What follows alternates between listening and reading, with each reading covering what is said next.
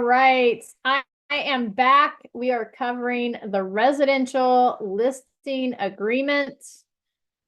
This form has been overhauled. Let me tell you, it is updated and changed. This should be in your car forms library now.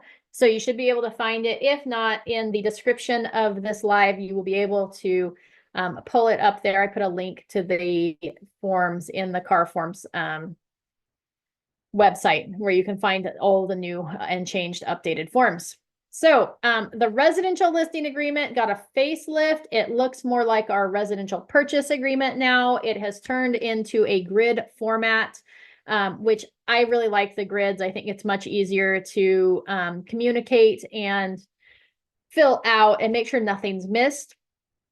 Per Realty One Group's agreement that y'all signed, just so you know, you're supposed to use the exclusive residential listing agreement, right? And the exclusive residential listing agreement is very similar to the exclusive BRBC form. The BRBC form either has a non-exclusive or an exclusive box that you check.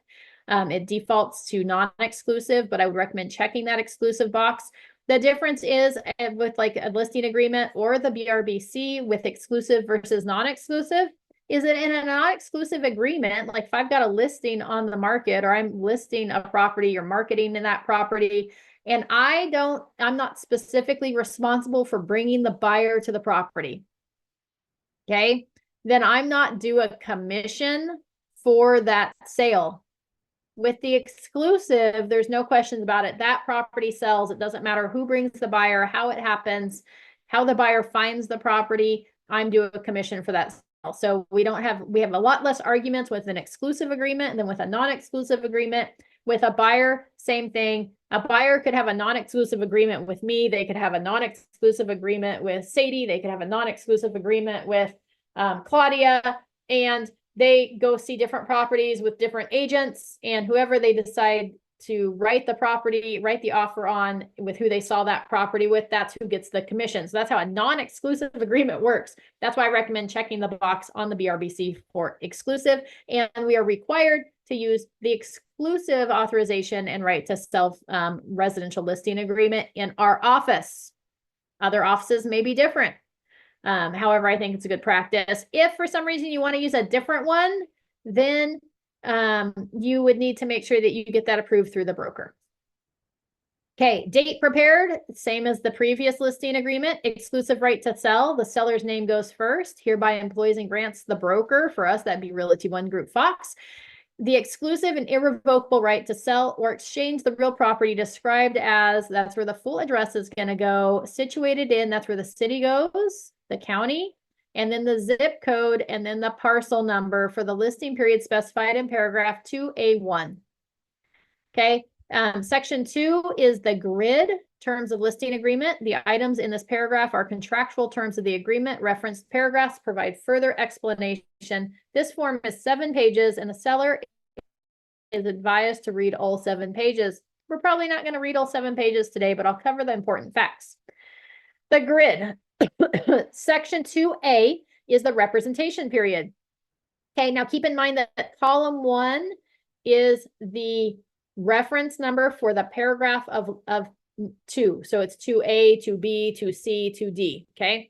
The second column is where you can find more information regarding this information further down in the listing agreement, where it elaborates on this information. So like A1, if we scroll down to section 4G, we would find more information about the listing period.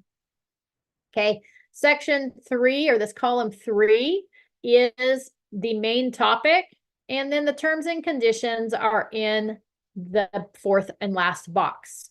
Okay, so A1 is the listing period, begins on and ends at 11:59 on blank date. Okay, so we need to fill something in there for our listing agreement to be valid. This is not to exceed 24 months if improved with 1 to 4 units and not owned by an entity. If listing period exceeds 24 months on a residential 1 to 4 unit property, this agreement is void unless seller is a corporation, LLC, or partnership. Okay, A2 is the listing price. That's where you're going to fill in what the property is going to go on the market for. Okay. On my previous listing agreements, I always put under the listing price to be reviewed within 2 weeks of on market date. If that property wasn't going to go on the market right away, I can now put that in other terms. So just so you know, you can still squeeze it down in there. And oftentimes I may go to a listing appointment with several things in here filled in electronically. And then things like the listing price, I fill in with the seller once we've had a conversation and come to an agreement on the listing price, because ultimately they're in charge of that. If you handwrite it in there, just have everybody initial that handwriting section so that we know all parties were involved in that, not just that it was left blank. I filled it in and the seller has no idea. So we want the seller's initials there too. 2B is the property specific listings. Is it a manufactured home or is it a probate, conservatorship, guardianship? If it's not any like manufactured or mobile home or probate, conservatorship, or guardianship, we don't check either of those boxes. When you check those boxes, it's going to automatically add in the addendums associated with those types of listings. 2C is compensation. Notice the amount or rate of real estate commissions is not fixed by law. They are set by each broker individually and may be negotiable between seller and broker. See attached broker compensation advisory. We just covered that a few minutes ago. You can go back and look in the forms library or look in the previous trainings for that. Or not the forms library, the live videos in our Foxhole group, or you can check my other trainings because it'll be in there as well. C1 is the compensation to the seller's broker. This is only the seller's side of the transaction. So again, we are eliminating cooperating broker compensation. It will not exist moving forward. And if that scares you, it's going to be okay. It's not that big a deal. We're just negotiating the commission a little bit differently. Okay, so the compensation to the seller's broker, and you're going to fill in X% of the listing price and if any blank. So you could put in X% and a flat amount. So that first line is percent and flat amount. We don't have to fill in a flat amount. We could just do percent. The other option is the second one, which is the or. We would check that box for just a flat amount. So if we were doing, X% and Y flat amount for the first option, the second option would be we could just do, M as a flat amount. Okay, or you could check that third box there, which is C, the attached compensation schedule. Okay, so maybe you have a listing compensation schedule that looks something like I charge a flat rate up to a certain purchase price. From that purchase price, or from a listing to the listing price, from this listing price to this listing price, I charge X%, and from this listing price and above, I charge Y%. Right? Or it could be that your marketing dollars get changed based on the value of the property. Whatever it is, who knows? There's so many options there, right? So that's what that compensation schedule is for. Or it could be like, hey, we agreed to list it at this, and my compensation schedule is if I sell it at 10% over asking, I get an extra X%, and if I sell it 20% over asking, I get this percent, right? So it could be something like that. There's so many options there if you want to use a compensation schedule. There's not a form for that compensation schedule. You would just do it on your own piece of paper with signature lines on there and have them sign it and attach it to this listing agreement. The continuation of right to compensation for broker identified prospective buyers. The continuation period shall be X number of calendar days after the listing period or any extension. Okay. And what does that stand for? That just means that if the listing ended today and I had buyers that have been looking at this property for X number of days, it could be 30, 60, 15, 90, right? 120 days. If any of these buyers decide to make an offer on that property and the sellers accept it, I'm due a commission for that sale. Okay, now the trick there is that we have to make sure we know who all the identified prospective buyers are, not just the ones that were sign calls or people that we showed the property, but all the people that passed through open houses, all the people that were shown that property by other agents, right? All those people count. So just kind of keep that in mind. But that's what the continuation period is. Seller's obligation. Oh, I skipped C2. I apologize. We'll come back up to C2 in a minute. I'm going to cover C4 and then we'll hop back up. Seller's obligation to pay previous brokers, previous listing or other brokers. So was the property previously listed, or do we have an agreement to pay somebody else? compensation to above brokers owed if property is transferred to, right? That list of names. Okay, now I'll hop back up to C2 that I skipped. The first C1 was compensation to the seller's broker. C2 is additional compensation to seller's broker if buyer is unrepresented. Okay, this is not dual agency. Let me make that clear. This is buyer doesn't have an agent and chooses not to hire you as their agent. Okay, if the buyer is represented, we have a separate BRBC with the buyer. We're going to negotiate that commission on the buyer's behalf as part of the offer, or the buyer's just going to compensate you. That's not part of the seller's deal here. Okay, so additional compensation to seller's broker if buyer is unrepresented. We just covered this in the BCA, why that's important, because you're probably going to do more work if the buyer's not represented.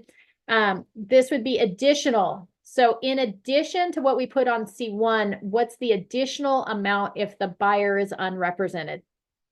Okay, so this is not total. If I had X here, this isn't X squared.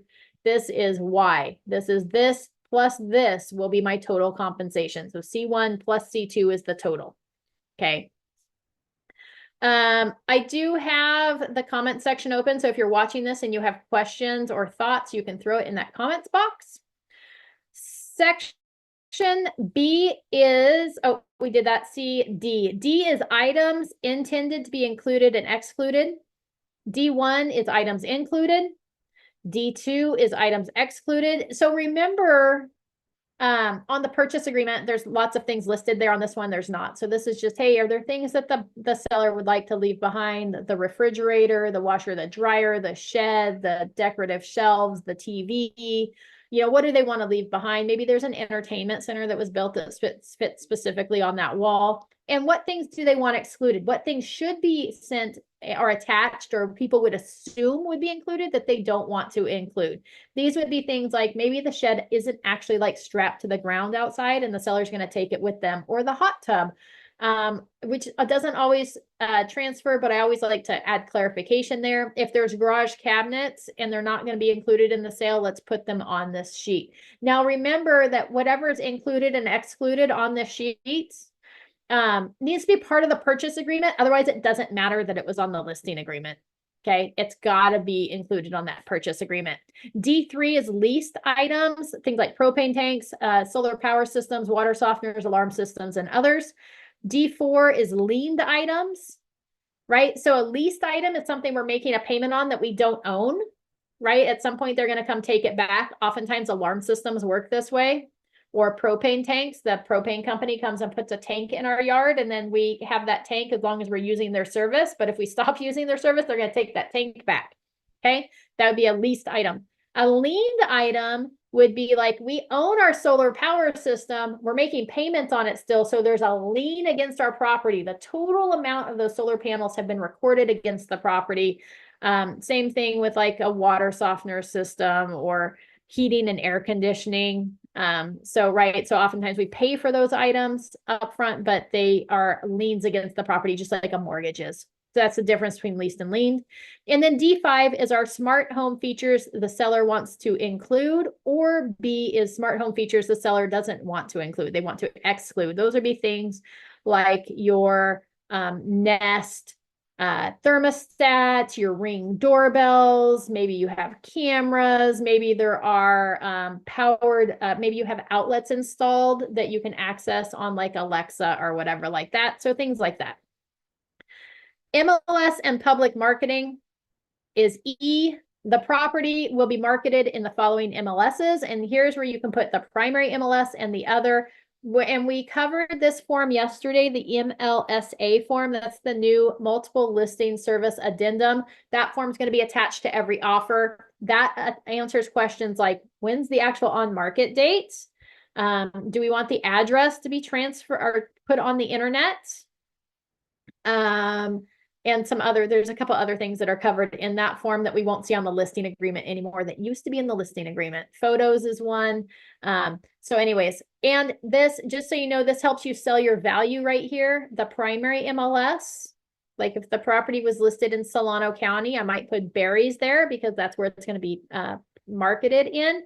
But we also have a reciprocal agreement with the Metro list and the Bay Area and all those other MLSs. I might put those as others because that's going to help me build my value as to where the property is going to be marketed, right? People that will have access are subscribers to all these different MLSs.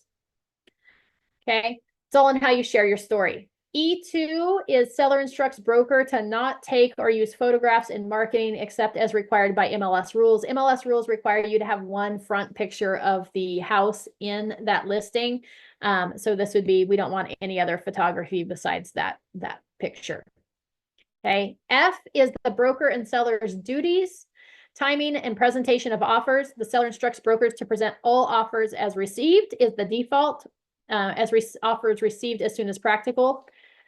Or the check that box, offers shall be presented on blank dates, right? So that's the second option. The third option, if we check that box, is blank days after the property is listed as active on the MLS. I like this. I think this is fabulous because I like to market the properties for a full week before we review offers. We need sellers' written instructions in order to delay the presentation of offers. This is the box that gives you that permission to be able to do that. So you can either do it on a specific day or blank number of days after the property hits the MLS. The default, though, is present all offers as received as soon as practical.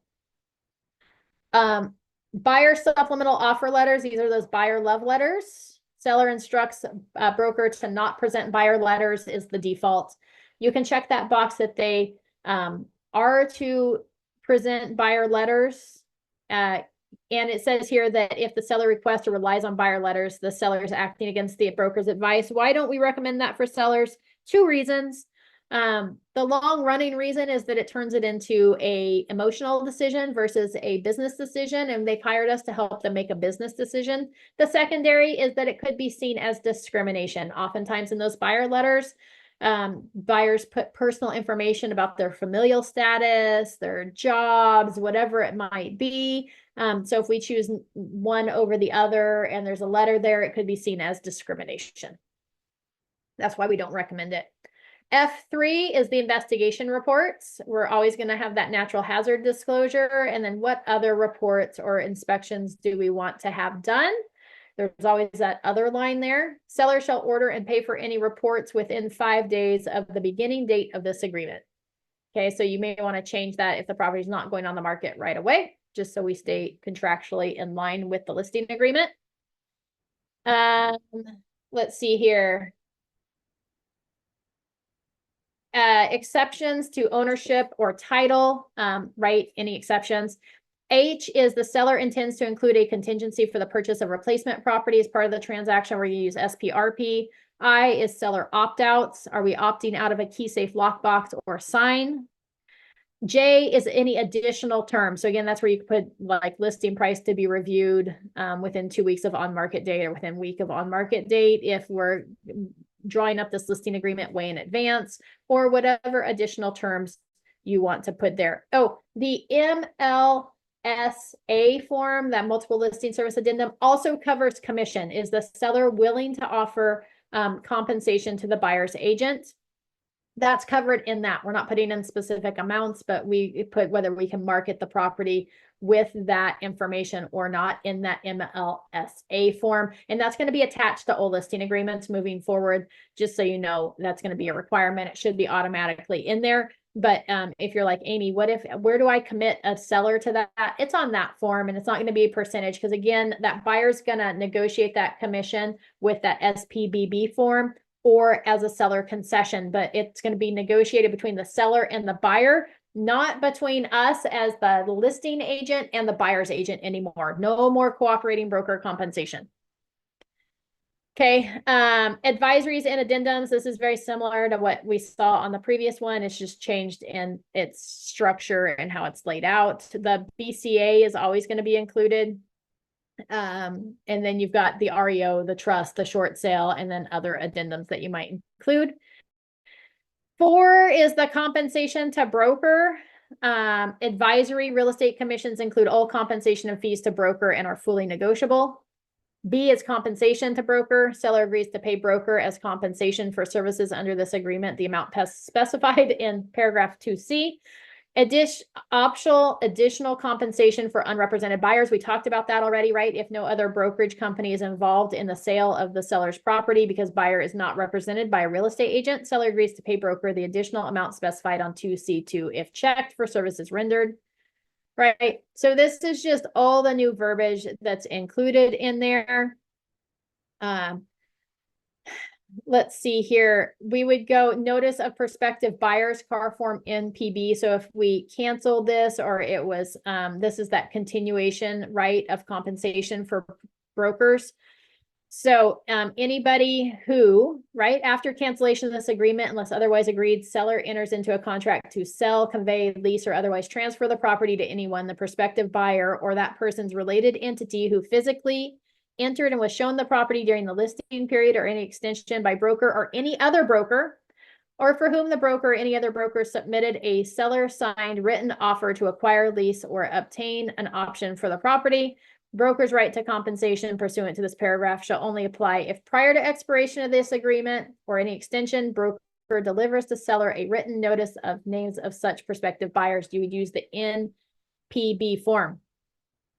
Okay, similar to what we covered yesterday with the BRBC form, we have to do the notice of broker involved properties. Same thing here. We're going to go notice of prospective buyers. Okay.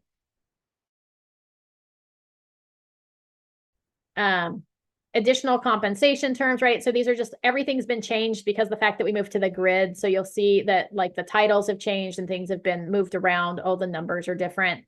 G is the maximum listing period. The maximum listing period allowed by law for residential property improved with 1 to 4 units is 24 months from the date this agreement is made. The restriction does not apply if the seller is a corporation, LLC, or partnership. It is unlawful to record or file this listing agreement or memorandum or notice thereof with the county recorder. Leased or liened items, right? It's just talking about liened items. Are the items specified in paragraph 2D4 have been financed and a lien is placed on the property to secure payment. Seller will provide to the buyer as part of the purchase agreement copies of the lease documents and other documents obligating seller to pay for such leased or liened items. Smart home features, just mentioned there. Presentation of offers, which we talked about, whether it's delayed or as soon as they are received. Here's the buyer letters, right? So everything that we talked about in the grid shows up down here in the other information so that you can look up more details on it. That's really the changes. Everything is up in that grid now. So it's a grid format. The main thing to remember as we move into this new season is that cooperating broker compensation is going away. Okay. We want to have conversations with our sellers of whether they're going to offer or be willing to compensate the agent that brings a buyer if that's negotiated as part of the offer. And some of the ways they might see that is the buyer's agent may submit what's called a SPBB form, or it may be negotiated as part of a closing cost concession to the buyers. Okay, in the long run, this is probably going to be good for our sellers, right? Because there's going to be some buyers that are like, yeah, I'm willing to compensate, especially like multiple offer situations and such, right? Like, hey, I'm willing to compensate you. Don't even ask for it from the seller. It's going to become another term of negotiation to help make your offer stronger. There's going to be times where the seller would have paid commissions out to a buyer's agent, and now the buyers opted to do that, or the buyer's agent only asked for a partial amount of what the seller may have been willing to pay, so the seller actually saves money that way. And there's going to be times where it's just like old times. They compensate the buyer's agent, whatever the buyer's agent is asking for. And keep in mind too, but it's just not going to be as a cooperating broker compensation. Okay, it's going to be directly from the seller, negotiated as part of the purchase offer. So I hope that was helpful. It is 10:41. I'm wrapping up for today. I don't see any comments or questions in there. If you have any questions or comments, feel free to throw them in that chat box or the comment box. Also at 11 o'clock today, we're going to hop on again on the training link, the Zoom link. It'll be posted in the group so you can find it. It's on the training calendar. We'll be on Zoom. I'll be answering any questions and concerns that you may have regarding these forms, going over them additionally if you have further questions. So hopefully you found all of these live videos helpful over the last 2 days. Hopefully you can go back and reference them in case you have questions. And as always, you can always reach out to Ed or Kara or myself if you have any questions. I look forward to seeing you all at 11 o'clock. Have a fabulous day.